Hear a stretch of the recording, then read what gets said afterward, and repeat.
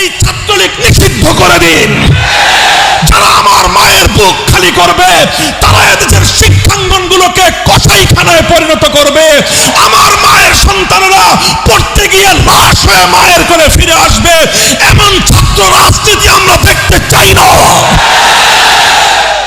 অবস্থা অনেকটাই এমন, আজ বাংলাদেশকে ভালোবাসাই সবচেয়ে বড় অপরাধে পরিণত হয়েছে। দেশের স্বার্থে কথা বলবেন, পিটিয়ে মারবে, অভিযোগ করবার কোনো জায়গা নাই। সংগ্রামী সাথী ও বন্ধুগণ, আমার কথা হলো এভাবেই অন্যায়, অবিচার, জুলুম, শোষণ, দুর্নীতি, জনগণের সম্পদ লুণ্ঠন ফিরিস্তি কয়টার দিব, কয়টার কথা বলবো? তানহামা দাগ দাগ সুদ, পুম্বা কুজা কুজা নেহাদ, সারা শরীর ক্ষত বিক্ষত, মলম আর পট্টি আমি কয়খানে লাগাবো? এভাবেই চলবে। মুসলমানদের জনপদ, মুসলমানদের দেশ যতদিন পর্যন্ত কোরআন সুন্নাহ খেলাফতে রাশেদের শাসনের দিকে ফিরে না যাবে, গণতন্ত্র দিয়ে মুক্তি আসবে না, সমাজতন্ত্র দিয়ে জনগণের অধিকার প্রতিষ্ঠা হবে না, কোন তন্ত্রমন্ত্র জাতির মুক্তি আনতে পারবে না। সঙ্গে কূটনৈতিক সম্পর্ক ছিন্ন করেন, এর জন্য যদি ইউরোপীয় ইউনিয়ন আমাদের উপর কোনো অবরোধ আরোপ করতে চায়, ইউরোপীয় ইউনিয়নকে বৃত্তাঙ্গুলি প্রদর্শন করেন। অর্থনীতি যদি ধস নামে আমরা পেটে পাথর বেঁধে জীবন ধারণ করব, 3 বেলার পরিবর্তে 1 বেলা করে আমরা আহার গ্রহণ করব। আহার গ্রহণ করতে না পারি, নবীর ইজ্জত পক্ষে ধারণ করে জীবন দেওয়াকে নিজেদের জন্য গৌরব মনে করব। আমাদের গলার উপর দিয়ে ছুরি চালিয়ে দাও, আমাদের রক্ত দিয়ে আল্লাহর জমিনকে রঞ্জিত করে দাও, আমরা তোমাদের বিরুদ্ধে ততটা ক্ষিপ্ত হব না আমার নবীর ব্যঙ্গ চিত্র অঙ্কন করলে আমরা যতটা ক্ষিপ্ত হই। আমাদের বুকগুলোতে বুলেটের আঘাতে তোমরা ঝাঁঝরা করে দাও, আমরা আমাদের বক্ষগুলোকে তোমাদের সামনে পেতে দেওয়ার জন্য প্রস্তুত রয়েছি। মুসলমান হওয়ার যেই হও, জুলুম করবা, ইসলাম আমাকে জুলুম বরদাস্ত করার শিক্ষা দেয় নাই। তুমি হিন্দু হও, মুসলমান হও, জুলুম করতে আসবা, তোমার হাত ভেঙে দিতে শিক্ষা দিয়েছেন আমার নবী। আমার সরল প্রাণ মুসলমানদের সন্তানদেরকে বিবর্তনবাদ শিক্ষা দিয়ে নাস্তিক প্রজন্ম গড়ে তুলবার চেষ্টা করছো। যখন আমরা দেখি তোমরা এমন এক সংস্কৃতি বাস্তবায়ন করার চেষ্টা করছো, যেই সংস্কৃতির বিরুদ্ধাচরণ আমরা না করলে আগামী দিনে প্রতিটি মুসলমানের ঘরে ঘরে বিভিন্ন মূর্তির আখড়া গড়ে উঠবে। এই দৃশ্য দেখবার পর খোদার কসম খেয়ে বলি, চুপ থাকা নিজের জন্য বৈধ মনে করি না। মনে রাখবেন, যদি এভাবেই ধর্মপ্রাণ মুসলমানদের তাদের আবেগ অনুভূতি ইসলামের অকট্য বিধানকে উপেক্ষা করে আপনারা এভাবেই যদি একটার পরে একটা ইসলাম বিরোধী কার্যকলাপ পরিচালনা করতে থাকেন, আপনাদের সাথে এদেশের ধর্মপ্রাণ মুসলমানদের স্থায়ী বৈরিতার সম্পর্ক তৈরি হবে। স্থায়ী বৈরিতার সম্পর্ক তৈরি হবে। এদেশের ধর্মপ্রাণ মুসলমান প্রতিটি ক্ষেত্রে আপনাদের বিরুদ্ধে অবস্থান নিতে বাধ্য হবে। নির্বাচনের সময় আপনাদেরকে রুখে দেওয়ার জন্য মাঠে নামতে আমরা বাধ্য হব। প্রধানমন্ত্রী, ওরা আপনার দুশমন, সরকারের দুশমন, ওরা বাংলাদেশের দুশমন। যারা আজকে কনফারেন্স বাতিল করবার পায়তারা করেছে, ওরা বাংলাদেশের শত্রু, ওরা ইসলামের শত্রু, ওরা বাংলাদেশ সরকারের শত্রু, ওরা রহমাতুল্লিল আলামিনের শত্রু, ওরা আল্লাহর নবীর দুশমন। নরেন্দ্র মোদী যদি আসতে চায়, একটা করে ঝাঁটা আর একটা করে জুতা, দুটো করে 18 কোটি বাঙালির 36 কোটি জুতা ঝাড়ুর পাড়ি দাও, নরেন্দ্র মোদী সোজা হয়ে যাবে।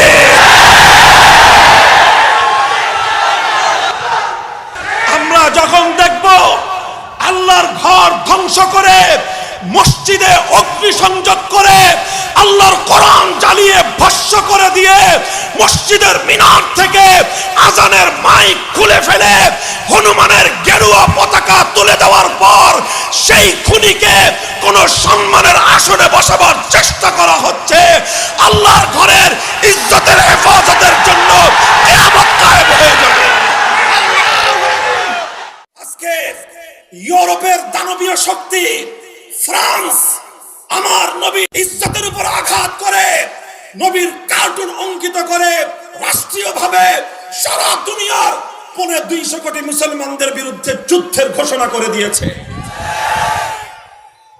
ফ্রান্সের ইসলাম বিরোধী যুদ্ধের বিরুদ্ধে, মানবতা বিরোধী যুদ্ধের বিরুদ্ধে, আল্লাহর পয়গম্বরের ইজ্জতের উপরেই চরম আক্রমণের বিরুদ্ধে মধ্যপ্রাচ্য আজকে ফুঁসে উঠেছে। কুয়েত, কাতার সহ অনেক মুসলিম দেশ রাষ্ট্রীয়ভাবে, জাতীয়ভাবে তাদের দেশ থেকে ফ্রান্সের সমস্ত পণ্য বয়কট করে ফ্রান্সকে একটা উচিত জবাব দেওয়ার পরিবেশ তৈরি করেছে। আমি জানতে চাই, এই 18 কোটি মুসলমানের বাংলাদেশ, 97% মুসলমানের বাংলাদেশ, শাহজালাল শামাকদমের বাংলাদেশ, হাজী শরীয়তুল্লাহ আহমদ শফীর বাংলাদেশ থেকে ফ্রান্সকে উচিত জবাব দেওয়ার মতো, সমুচিত বার্তা দেওয়ার মতো তাওহীদি জনতা বেঁচে আছে না মরে গেছে? মুহতারাম হাজিরিন, আল্লামা আহমদ শফী নাই, কিন্তু ইনশাআল্লাহ যেভাবে 2013 সালে মহাশূন্যতা পূরণে আল্লামা আহমদ শফীর আবির্ভাব হয়েছিল, আবারও ইনশাআল্লাহ আমরা রাজপথে নামবো, কাদিয়ানীদের অমুসলিম ঘোষণার দাবি আদায় করেই ঘরে ফিরবো ইনশাআল্লাহ। এটা থাকবে আমাদের নসিহত, এটা থাকবে আমাদের করজোড় আবেদন। আর যদি আমাদের এই নসিহত, আর যদি আমাদের এই আবেদনগুলো, আমাদের এই নিবেদনগুলো আপনাদের কর্ণকুহরে পৌঁছতে ব্যর্থ হয়, তাহলে এদেশের তাওহীদি জনতাকে নিয়ে এই মূর্তি সংস্কৃতিকে রুখে দেওয়ার জন্য গোটা বাংলাদেশ ব্যাপী তাওহীদি জনতা আবার শাপলা চত্বরে যাবে। আপনি যেভাবে নির্বাচিত হয়েছেন, আমাদের আর কোনো আপত্তি থাকবে না। 18 কোটি মানুষের মুখের ভাষা, মনের ভাষা একবারের জন্য আপনার মুখে উচ্চারণ করেন, 18 কোটি মানুষ আপনার জন্য জীবন দেবে। শান্তি চাই, যুদ্ধ চাই না। আমরা সম্প্রীতি চাই, লড়াই চাই না। আমরা বন্ধুত্ব চাই, শত্রুতা চাই না। কিন্তু মনে রাখবে, যদি আমাদের বন্ধুত্বের হাতে তুমি গাদ্দারির রক্ত লাগিয়ে দিতে চাও, সম্প্রীতির জায়গায় যদি সাম্প্রদায়িকতার আগুন জ্বালিয়ে দিতে চাও, 80 কোটি মুসলমান গজওয়াতুল হিন্দের হাতিয়ার নিয়ে জিহাদের ময়দানে নামবে, জিহাদের ময়দানে নামবে। এজন্য সোজা হয়ে গেছে মাথার টাম। কার মোটকে দিবেন? কার কার কার মোটকে দিতে চান? আপনার গর্দানটা কত মোটা? গর্দান কত মোটা জানতে চাই। ঘি খেয়ে ঘাড় মোটা বানাইছেন। এই গর্দান, মোটা গর্দান দিয়ে কাজ হবে না। যদি ভাষা, নম্র ভাষা ব্যবহার করতে না জানেন, সভ্যতা ভদ্রতার শিক্ষার যদি অভাব থাকে, আপনার মন্ত্রিত্বের ঘাড় এদেশের মানুষ মোটকে ছাড়বে ইনশাআল্লাহ। কাজেই ওলামায়ে কেরামকে চোখ রাঙ্গায়ে কথা বলে লাভ নাই। আপনারা যদি চোখ রাঙ্গায়ে কথা বলেন, আমরা আল্লাহর পয়গম্বরের কাছ থেকে সিরাতুন নবীর আদর্শ শিখেছি, আমরা সাহাবায়ে কেরামের কাছ থেকে আদর্শ শিখেছি। কোন কথার কি জবাব দিতে হয়, সেই জবাবের ভাষা আমরা হাদিসের কিতাব পড়ে রপ্ত করেছি। মন্ত্রী সাহেব, জাতির সঙ্গে কোন ভাষায় কথা বলতে হয় আপনার বাবা শিক্ষা দেয় নাই। মন্ত্রিত্বের চেয়ারে বসেছেন, মন্ত্রিত্বের চেয়ার এটা কোনো আপনার বাপ দাদার কেনা সম্পদ নয়, এটা দেশের মানুষের অবদান, এটা দেশের জনগণের কৃপা। কাজেই জনগণের সঙ্গে কোন ভাষায় কথা বলতে হয় সেই ভাষা শিখে মন্ত্রিত্ব চালাতে আসবেন। ঘাড় মোটকে দিবেন কার? কার ঘাড় মোটকে দিতে চান? আমরা বাংলাদেশের বিরুদ্ধে নই, আমরা স্পষ্ট আমাদের বক্তব্য। রাশেদ খান মেনন তারপরে মুরগি চোরা শাহরিয়ার কবির, সুপ্রিম কোর্টের বিচারপতি মানিক সাহেব কাদিয়ানীদের পক্ষ নিয়ে মাঠে নেমেছে।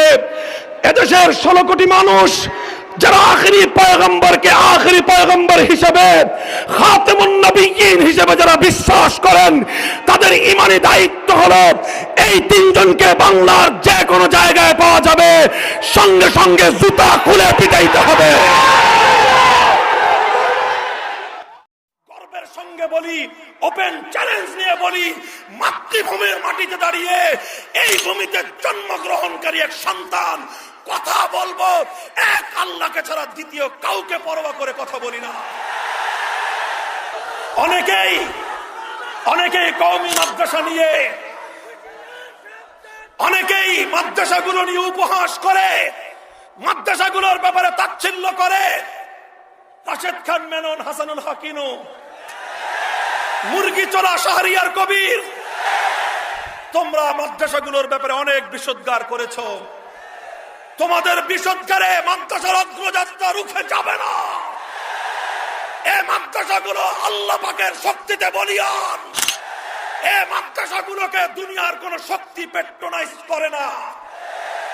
তোমাদের পেট্রোল আসে কারো রাশিয়া থেকে, কারো আমেরিকা থেকে, কারো চায়না থেকে, কারো দিল্লি থেকে। কোরআনের সৈনিকদেরকে পেট্রোনাইজ করা হয় আরশের পক্ষ থেকে। সাহস থাকে মোকাবেলায় ময়দানে নামো। ময়দানে তোমাদেরকে সমুচিত জবাব দেওয়ার জন্য আমরা প্রস্তুত রয়েছি। পরিষ্কার কথা, কাদিয়ানীদের পক্ষ যারা নেবে, রাশেদ খান মেনন গোটা বাংলাদেশে অবাঞ্ছিত ঘোষণা করেছে। মুরগি চোরা শাহরিয়ার কবির যেখানে পাওয়া যাবে জুতা দিয়ে বাইরে সোজা করে দিতে হবে।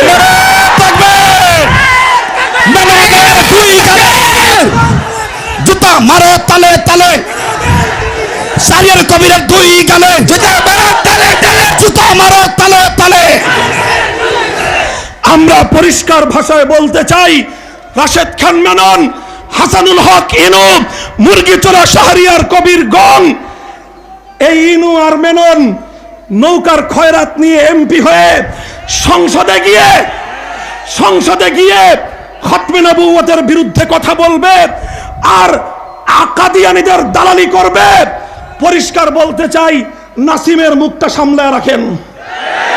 বসেন বসেন, কথা হবে আজকে পরিষ্কার। এটা আহমদ শফির দেশে কাদিয়ানীদের দালালি করে সংসদ ভবনে কাউকে থাকতে দেওয়া হবে না। যদি আরেকটা যুদ্ধের প্রয়োজন হয়, আবার শাপলা চত্বরে যেতে কারা কারা প্রস্তুত? আমার যে আরজু, আমার যে আকাঙ্ক্ষা, আমি দুর্বল মানুষ, আমল টামল বলতে তেমন কিছুই নাই। জিন্দগির 1 শতাব্দী অতিক্রান্ত করে জীবনের পৌরত্বের দ্বার প্রান্তে উপনীত এ পর্যায়ে এসে শুধু আজ আমার আগামী দিনের সন্তানদের কাছে এই আবেগ আর এই আরজু আমি ব্যক্ত করতে চাই। আমি অনেক বড় বুজুর্গ নই, অনেক আমলওয়ালা কেউ নই, অনেক এলেমওয়ালাও কেউ নই, তবে আমার হৃদয়ের আকাঙ্ক্ষা হলো আমার নাম যুগের ওই সমস্ত আলেমদের কাতারে লিপিবদ্ধ হয়ে যাক, যে কাতারে ইমামে আজম আবু হানিফার নাম ছিল, যে কাতারে ইমামে মালিকের নাম রয়েছে, যে কাতারে ইমাম আহমদ ইবনে হাম্বলের নাম রয়েছে, যে কাতারে ইমামে বুখারীর নাম রয়েছে, যে কাতারে সুফিয়ানে সাউরীর নাম রয়েছে, যে কাতারে ইবনে তাইমিয়ার নাম রয়েছে, যে কাতারে শাইখুল হিন্দ মাহমুদ হাসান দেওবন্দির নাম রয়েছে, যে কাতারে শাইখুল ইসলাম হুসাইন আহমদ মাদানির নাম রয়েছে, যেখানে শাইখুল হাদিস আল্লামা আজিজুল হকের নাম রয়েছে, যেখানে শাইখুল হাদিস আল্লামা জুনায়েদ বাবুনগরের নাম রয়েছে, তাদের কাতারে শামিল হওয়ার জন্য শাহাদাতকেই নিজের জীবনের চরম পাওয়া হিসেবে বিবেচনা করেছি।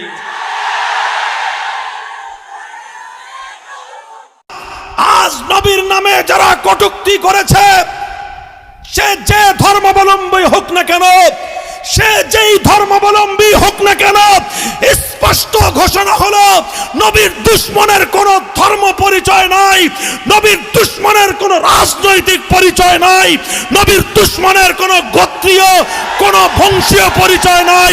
নবীর দুশমনের একটাই পরিচয়, ও মানবতার দুশমন, ও বিশ্ব সভ্যতার দুশমন, ও আল্লাহর নবীর দুশমন, সে আমাদের জানের দুশমন।